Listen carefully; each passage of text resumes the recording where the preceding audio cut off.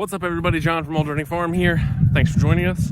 In today's video, we are going to talk about the 7 things that I wish I knew before we got alpacas. Now, we have done videos like this in the past, but we got new ones for you. So,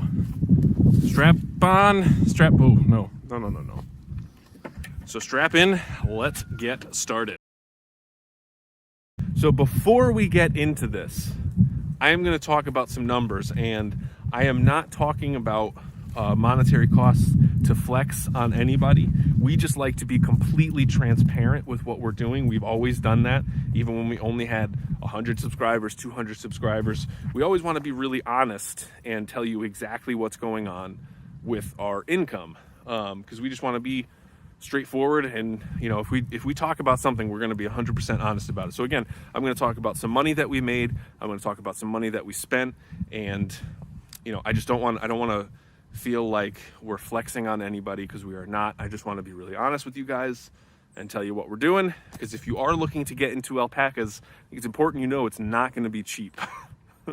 They are certainly, I think, on the scale of livestock, they are low maintenance, but they are expensive. Anyway, let's get started. So number 1, I should have known that Catherine would want to get more. So we started out, the first alpacas we got, we had 3 of them, and now we have 31. Now, things have changed since we first got alpacas.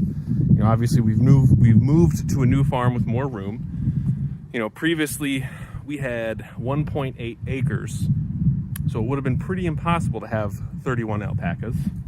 Also, we have both boys and girls now, so we have 2 different pastures. I didn't know that we would have this much space, but I should have known that Catherine wants more, because if there's one thing I know about Catherine, she always wants more.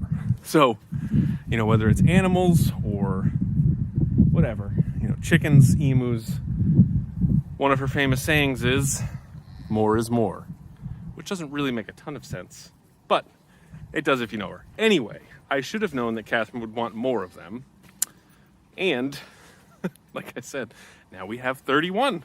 Number 2, I should have known about the amount of manure that they make. So they poop a lot, especially in winter. And, so we started with 3, and then we bought 2 more. So we started with 3: pumpkin, marshmallow, and mocha. And those were all Surreys. The next 2 we got were Macy and Linda. That's Macy's butt right there, the gray one. She's so pretty. But anyway, so going from 3 to 5 was no big deal. And then even going from 5 to 8 was no big deal. It took me a little while in the morning to pick up the poop, and then it was done. But now, so we have 25 girls in this pen, and it takes a long time to clean up after all these alpacas. Now, usually in the morning, Catherine will go and take care of the chickens and the emus and feed the alpacas, and during that entire time, I'm dealing with poop, so it's a lot. We are working on getting them much more space, so that should be good. And once they get more space, maybe they'll poop in different areas and spread it out a little bit. We'll have to see. Number 3 would be how difficult it was to grow grass. I guess we sort of thought when we bought this place that we would just clear some trees, throw some seed on the ground, and grow some grass. But that has not been the case. We did grow some grass in our original pasture, which is over there, but we did that by getting a very expensive load of compost and then putting the compost down and spreading it out, and then putting grass seed on top of that. Luckily, we have plenty of hay to cover it, but it took a lot to get it done. And now we are working on the area over here, clearing this out. And so we know that basically every spot that we clear out, we're going to need to bring a load of compost in, spread it, and then seed it. I think luckily, especially with this place here, they have been here long enough that they've left enough manure on the ground that I think 1 load of compost will do this entire area, because I think we just need to spread it out just so that there's a little bit more on the ground than just the topsoil and the manure. So once we get that, so it's basically 1 load of compost per spot, so it gets to be very expensive and honestly kind of time consuming. a lot of watering. Just throwing seeds on the ground with this topsoil didn't work. And I wonder if it's because this place was vacant for so long and there was so many, trees that were just dropping their leaves every year and the leaves were composting down. And, maybe it was just too nitrogen rich. Who knows? But what I do know is that when we put compost down in the other spot and put grass seed, it worked great. So hopefully that will continue. And number 4, we should have known about the other problem with not having grass, which is the mud. So Catherine absolutely hates mud, big time. And she hates when we make these ruts in the ground, but we need to give the alpacas hay, so we need to drive the tractor in here, but she just hates the mud. And it rains and it just comes down this way and it just pools up, and then it gets worse, and then it freezes, and then it thaws, and then it's muddy again. On a day like today, it's very squishy. So wish we would have known about that, because I think if we had an idea for that, we probably would have planted grass over here sooner. But the other problem is we got to put these guys somewhere. We can't just plant grass and hope it'll all be okay, because if we plant all the seeds, they're going to go walk over it and all kinds of stuff. So we need to have an undisturbed pasture in order to plant the grass seed. Now, I think luckily we had planned this out well enough so that there should be enough stuff in the ground to grow grass. And then hopefully once we grow the grass, because I think really the problem with the mud is that there's no roots to drain the moisture. So I think once we have grass here, there'll be enough to soak up all the moisture so there won't be mud anymore, or at least minimal mud. Can hope anyway, right? All right, so number 5 was the cost of hay. So far this year, and so it's December 2022, coming towards the end of the year. Once we hit the end of the year and I do all my numbers, we'll do our yearly financial video where we talk about how much money we made or lost on the farm. But just so you know, so we have spent $6,000 this year in hay alone, which is a lot. But especially in the winter, these guys are eating more and more and more, and it's just getting crazy. So we bought, or we buy, let's see, I think like 15 large square bales at a time. During the summer, they would go through one of those hay bales every 2 weeks. Now in the winter, they have doubled that, so they're going through one per week. And one of those hay bales costs about $165. It's varied a little bit throughout this year, and as I'm sure everybody who farms or feeds animals with hay knows, hay costs have skyrocketed. So anyway, I mean, what is that? That's more than $20 a day just in hay.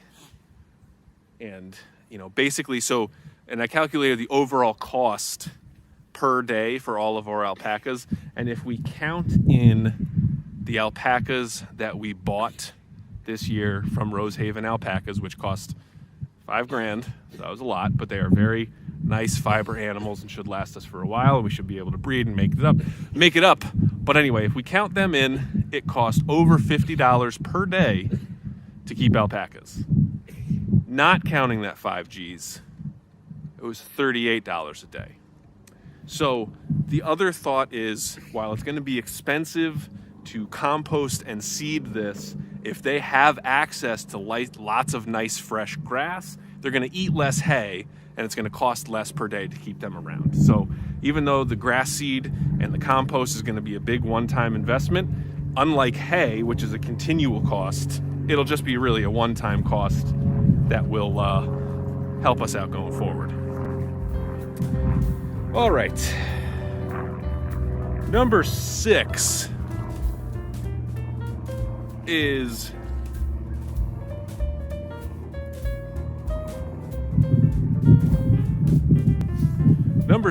going to be the scaling cost of alpacas.